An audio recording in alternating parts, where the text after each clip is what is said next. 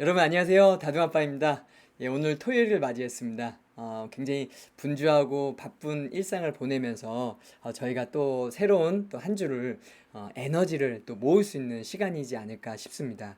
여러분들과 함께 제가 오늘 나누고자 하는 책은요, 바로 존니의 금융문맹 탈출이라는 책입니다. 이 책을 보면서 보시면 아시겠지만 굉장히 키포인트들이 많고 금융의 문맹인 저에게 큰 도움이 되었던 책입니다. 그래서 이 책을 선배님들과 함께 나누려고 이 책에 대해서 좀 준비를 해봤는데요. 리더의 원식 독서 어떻게 제가 정리를 했는지 한번 보도록 하겠습니다. 존니의 금융문맹 탈출이라는 이 책은요, 총 3가지 챕터로 구성이 되어 있습니다. 제1부는요, 금융문맹 탈출이라는 주제로 6가지 주제에 대해서 안내를 하고 있고요.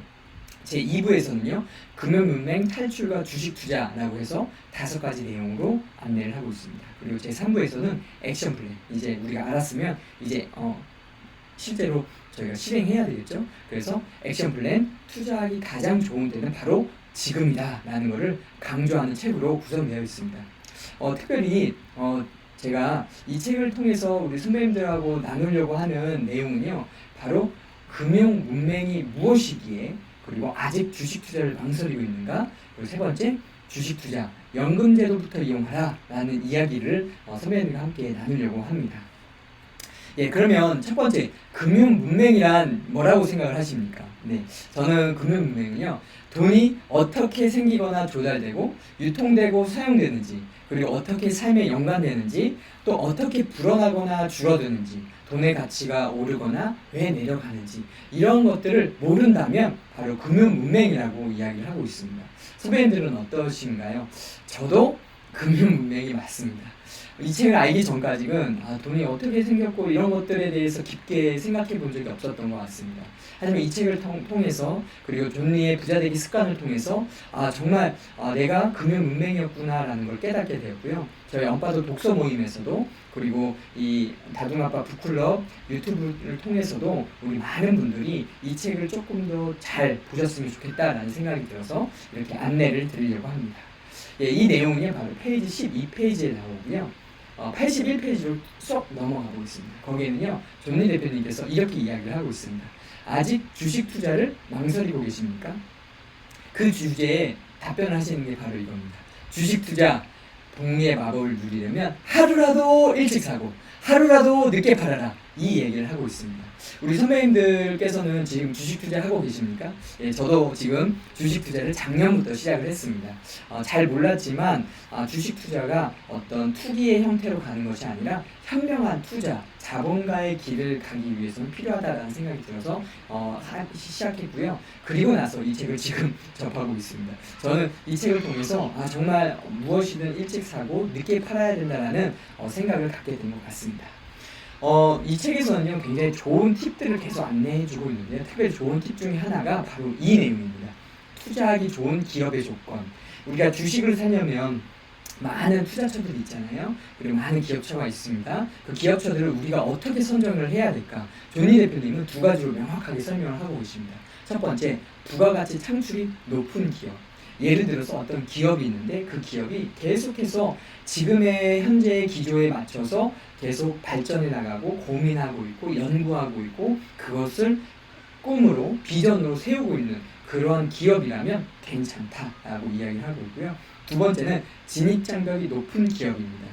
그러니까 진입장벽이 낮은 기업은 어떻게 보면 단가적으로 좀 낮은 기업이라고 볼 수도 있고요. 진입장벽이 높은 기업은 단가적으로 좀 높은 기업이라고 보실 수가 있을 것 같아요.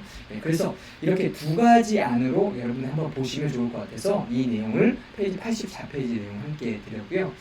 특별히 요건 전문 용어입니다. 저평가된 기업 핵심 지표 알아내기, 허부터 PE, G까지 5개의 용어에 대해서 설명을 하고 계시는데요. 이 87페이지의 용어야말로 우리가 계속 펀드 투자를 하든 아니면 주식 투자를 하든 우리한테 굉장히 중요한 요인이지 않을까 싶고요.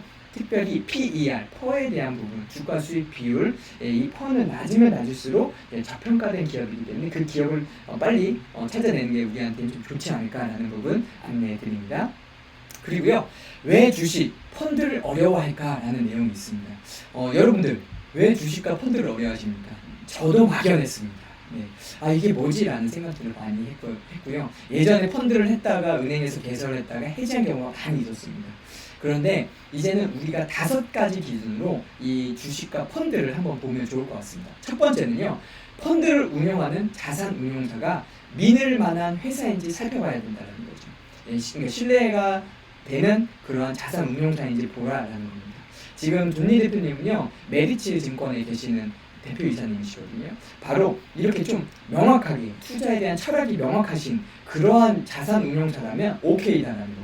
그래서 여러분들도 이런 펀드를 운영하는 자산 운용사를 먼저 한번 봐야 되고요. 두 번째, 장기적 투자를 어떻게 하고 있는지 회전율을 확인하라라고 이야기하고 있습니다. 우리 선배님들 회전율 확인하십니까? 저도 확인을 못 해봤습니다. 근데 이제는 회전율을 확인해야 되겠구나라는 생각을 더 하게 됐던 것 같습니다. 그러니까 1년에 100번의 펀드 투자를 바꾸는지 10번 바꾸는지 1000번을 바꾸는지 이렇게 횟수를 보라는 거거든요. 횟수가 증가하면 증가할수록 아시겠죠? 전문가로서의 시기가 조금 그러니까 지금의 시기에 시대의 흐름을 조금 못 맞추다 보니까 계속 수정을 한다는 거죠. 그러니까 회전율이 높으면 높을수록 좀 지양해야 되는 거고요. 회전율이 적정 수준에 있다라고 하면 우리가 거기를 가져가야 된다는 것을 이 책에서는 안내하고 있습니다. 그리고 펀드 투자 같은 경우에 또 주식 투자 같은 경우에 수수료 확인을 해라. 우리의 돈으로 주식을 사거나 펀드를 사는 거지만 수수료가 발생을 합니다. 그렇기 때문에 그 수수료를 항상 생각을 해서 염두에서 작은 돈이라도 그 작은 돈이 아낄 수 있다면 최대한 아끼는 수수료를 확인하라고 이야기하고요. 네 번째는요, 단기간 수익률을 보고 결정을 하지 마라라고 이야기하고 있습니다. 많은 분들이 저 또한 이런 이야기를 많이 접합니다. 야, 이 상품 투자했더니요 3개월 만에 10% 성장했습니다. 눈이 귀가 솔깃해집니다. 근데 존니 대표님 그렇게 하지 말라라고 이야기하고 계시거든요. 단기간의 수익률을 보고 결정하지 말고요. 펀드멘털이 있어야 된다. 기초적인 경제 개념이 있다면 오랫동안 볼 수 있는 안목이 있어야 되고 오랫동안 심어보고 계속 가야 된다는 걸 이 책에서는 계속 강조하고 있습니다. 그러니까 단기간의 수익률을 보고 선택하는 것은 주의하라라고 이야기하고 있고요. 5번째, 펀드 매니저를 투자하고 있는지 확인하라. 존니 대표님이 메리츠 증권에 들어오셨을 때 깜짝 놀라셨던 장면 중에 하나는 펀드 매니저들이 투자를 안 하고 상품 설명을 하고 있다는 거죠. 저 또한 그 부분이 좀 많이 놀랐습니다. 저도 어떤 일을 하거나 무엇을 할 때 내가 먼저 좀 해야 된다라는 생각을 갖거든요. 근데 주식과 투자와 펀드 역시도 그런 관점으로 봐야 된다는 거죠. 한마디로 이 자산을 운영하는 펀드 매니저가 이렇게 투자를 직접 하고 있는지를 확인해서 이렇게 선택을 하면 어렵지 않다는 겁니다. 그리고 실행을 해보면요, 그 기업에 관심이 더 많이 가게 됩니다. 저도 지금 보유하고 있는 주식에 조금 더 관심이 가게 되는 것 같습니다. 그러니까 여러분들께서도 그런 관심을 갖고 함께 가보셨으면 좋겠습니다. 그리고요, 예외 조치라고 이야기합니다. 존니 대표님은요, 주식을 팔아야 할 예외 조치 3가지를 안내하는데요. 첫 번째는요, 갑작스럽게 주식 가격이 급등했을 때를 이야기합니다. 그러니까 갑작스럽게 내 주식이 5만 원에서 10만 원으로 확 급등을 했어요. 그럼 그때는 뭔가 매도해야 될 시점이다. 급등했기 때문에 한번 매도해야 될 시점이다라고 이야기를 하고 계시고요. 두 번째, 세상이 변했는데 그 기업의 경쟁력은 자꾸만 낮아지는 경우죠. 그러니까 디지털 카메라가 지금 계속해서 올라가고 있지만 아날로그 그 필름을 계속 강조하는 회사는 결국에는 자생력이 낮아질 수밖에 없잖아요. 그런 것처럼 계속해서 변화와 경쟁력을 갖추는 회사가 아니라면 그때는 매도해야 되는 상황이다라고 이야기를 하고 있고요. 세 번째는요, 새로운 투자에 대한 기회입니다. 우리 선배님께서 새로운 투자에 대한 기회를 꼭 포착하셔서 내가 이번에는 모든 것들을 좀 정리해서 이쪽에 투자처를 옮겨야 되겠다라는 생각이 들면 그때는 주식을 팔아야 한다라고 이렇게 굉장히 명쾌하게 존니 대표님이 이야기하고 계십니다.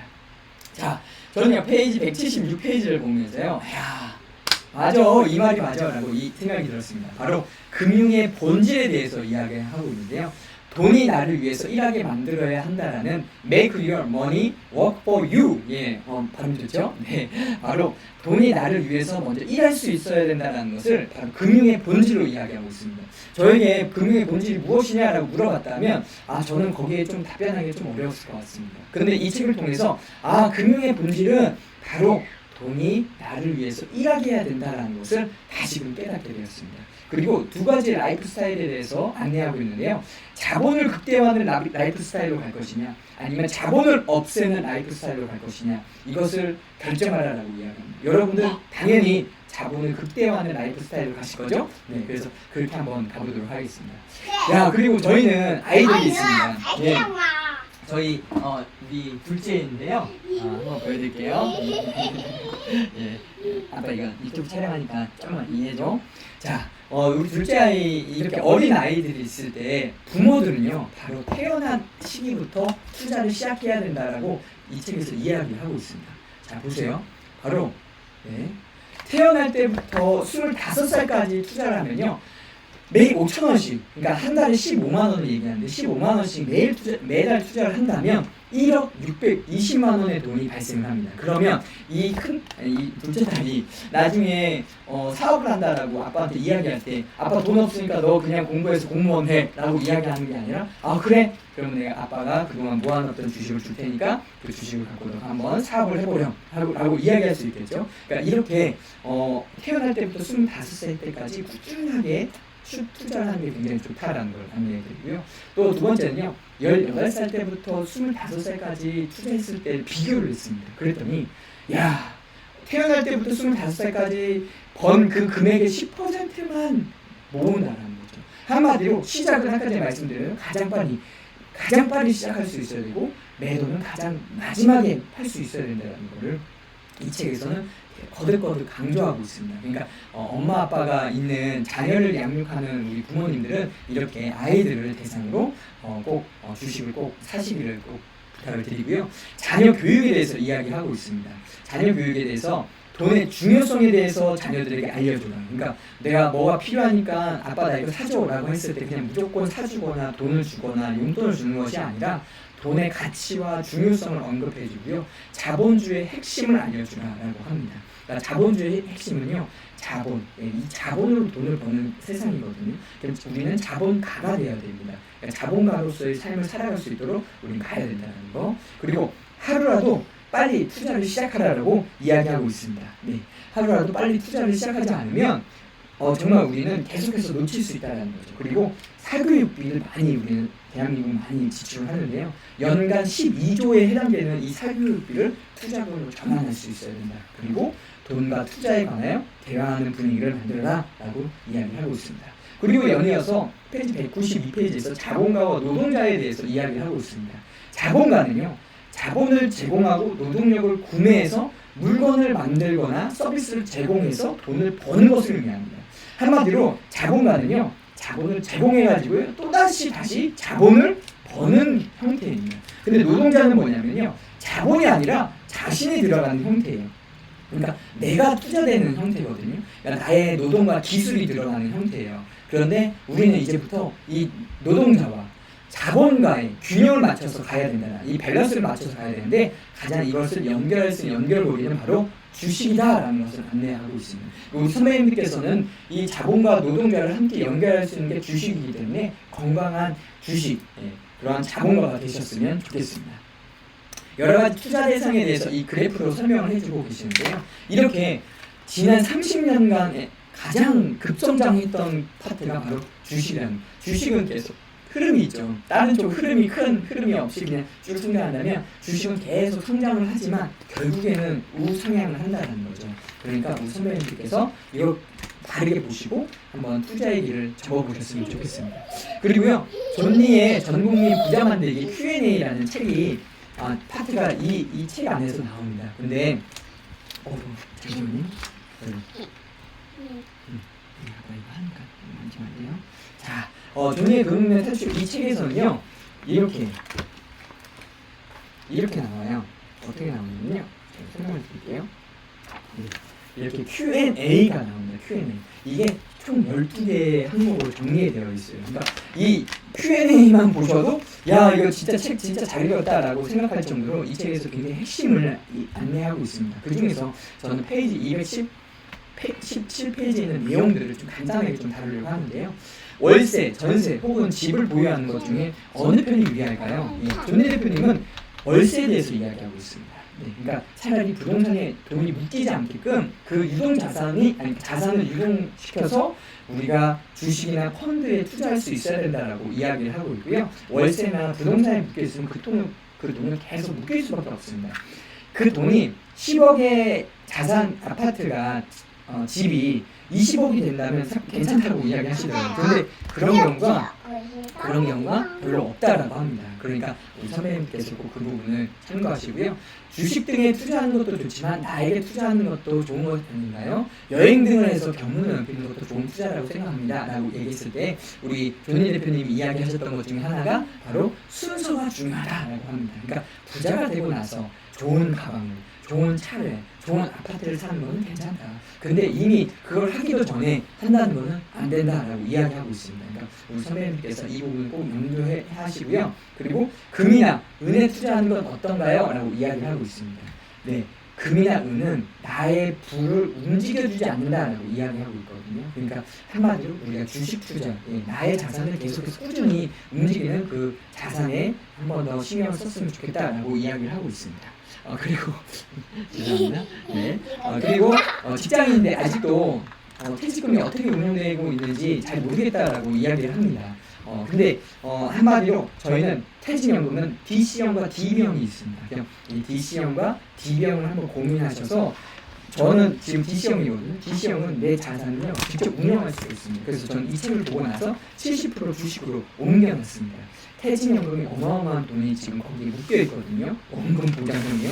이제는 우리가 주식과 펀드로 투자해서 우리의 자산이 계속 불려나갈 수 있도록 노력을 했으면 좋겠습니다. 그리고 아이들에게 금융에 대해서 어떻게 교육해야 되나요? 라고 얘기했을 때 한마디로 돈에 대한 감각을 키울 수 있도록 안내하라 라고 이야기합니다. 그러니까 무조건 아끼고 절제하고 이런 것을 안내하는 것이 아니라 아까 전에 금융문맹에서 이야기한 것처럼 돈이 어떻게 생겼는지, 그리고 돈의 가치가 왜 하락했는지, 돈의 가치가 왜 증가했는지, 이러한 경제관념을, 경제의 감각을 세울 수 있는 교육을 시키는 게 좋다라고 이야기하고 있고요. 마지막 질문으로는요, 나이가 60이 넘었습니다.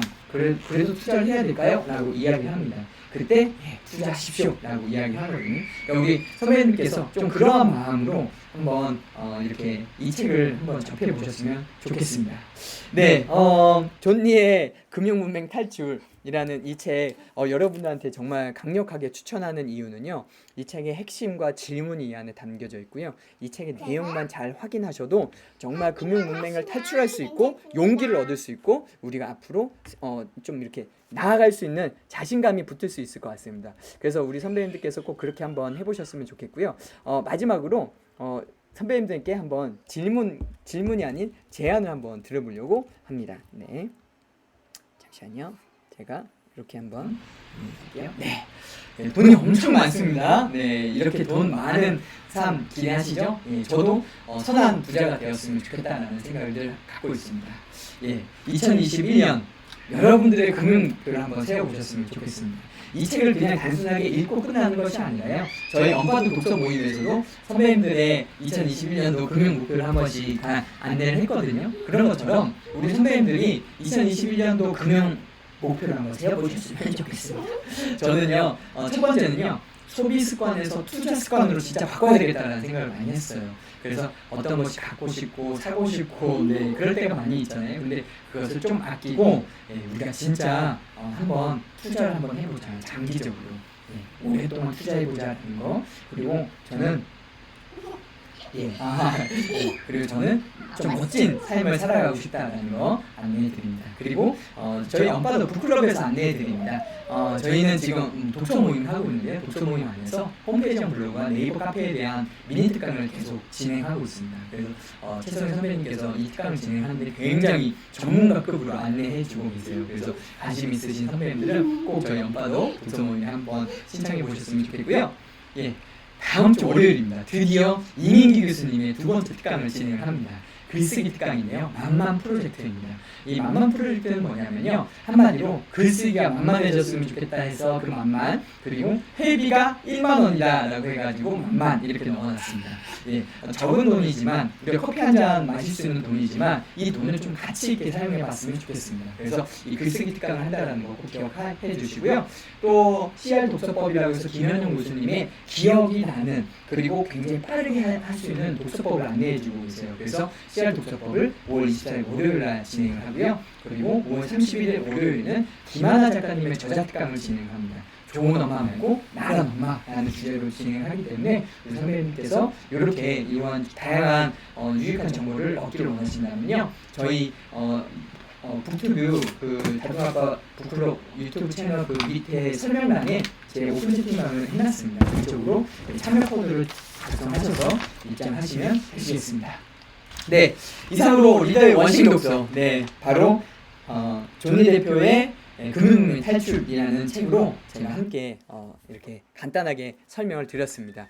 제 설명보다 이 책을 보시는 게 훨씬 더 좋겠지만 혹시라도 시간이 안 되시는 분들은 이렇게 이러한 영상을 통해서라도 이 내용의 핵심을 조금씩 알아가셨으면 좋겠다라는 마음으로 촬영을 했습니다. 여러분 늘 아시겠지만요, 좋아요와 구독 정말 저에게 큰 힘이 됩니다. 그래서 좋아요, 구독으로 함께 해주시고요. 네, 오늘도 정말 멋진 그리고 행복한 하루 만들어 가셨으면 좋겠습니다. 자, 그럼 저는 둘째와 함께 인사하도록 하겠습니다. 자, 하나 둘 셋 하면 안녕 하세요. 하나 둘 셋 안녕. 네, 고맙습니다. 감사합니다.